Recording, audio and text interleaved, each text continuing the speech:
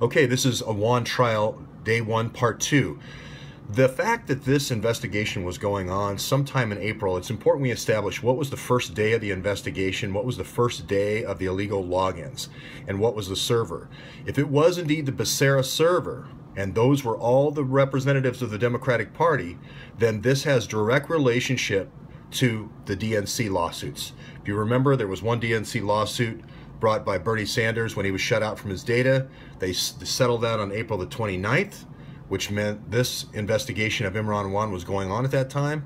And also Jared Beck filed a lawsuit, and he started it on July the 28th, challenging for fraud here. Both of these lawsuits were not informed of the Act Blues phishing scheme that Imran Awan ran. I believe the Act Blues phishing scheme will be in this report. Of all these logins, this is the login.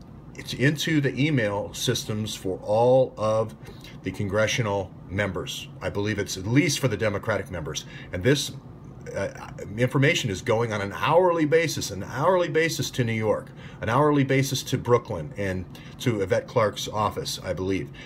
May also be going to Hillary for America at Cadden Square. Don't know, but this would certainly have come out in this investigation. Now the question here is, this is the question to Grafenstine. First question, were you aware of a lawsuit from Bernie Sanders at this time? That you had your investigation here that was in April. Why didn't you say anything? Why didn't you come forward to the press? You're the House Inspector General. Why did you not come forward and inform the Sanders campaign that there was fraud inside the House of Representatives with the people that had the passwords to Debbie Wasserman Schultz's laptop that worked directly for Debbie Wasserman Schultz? Did you know that Debbie Wasserman Schultz ran the DNC? Did you know that Imran Awan worked for her? I find it hard to believe that after 17 years in the House, actually 20 years now working in the House as the Inspector General, she would not know who was the key IT advisor of Debbie Wasserman Schultz. If she knew that was Imran Awan, she had a legal obligation to come forward in this lawsuit. Legal obligation, as well as a professional code and an oath, a government oath, to come forward in this lawsuit. Did she know about this lawsuit? Jared Beck filed on the July 28th. Ms. Grafenstine, were you aware that Jared Beck filed a lawsuit against the DNC for fraud? You were. Okay. Do you realize who the key IT aide was for Debbie Wasserman Schultz? It was Imran Awan. Had you ever met Imran Awan in your 17 years in the Congress? Actually 20 years, but I believe she's known him for 20 years. But did you know Imran Awan? Did you not think that that would directly impact this lawsuit against the DNC? Did you not have an obligation to contact Jared Beck?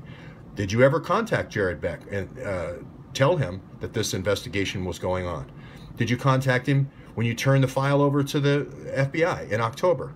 So these are key questions. Why did you wait, Ms. Grafenstine? Why did you wait after the first month of illegal logins and you saw traffic going from Washington, D.C. to New York, the New York headquarters of Hillary Clinton? Why would you not stop that activity? Knowing that there's 2 lawsuits ongoing. There was not just one, but 2. I think there's a 3rd lawsuit actually with Cliff Arnebeck's lawsuit for the Edison Media. So there may have been 3 lawsuits going on. I haven't put that one on the timeline here. Why did you remain silent? Do you not have a professional responsibility as an auditor, the House Inspector General, to come forward in these cases? These are questions that press are going to ask Ms. Grafenstine. We're not going to have to wait for the trial.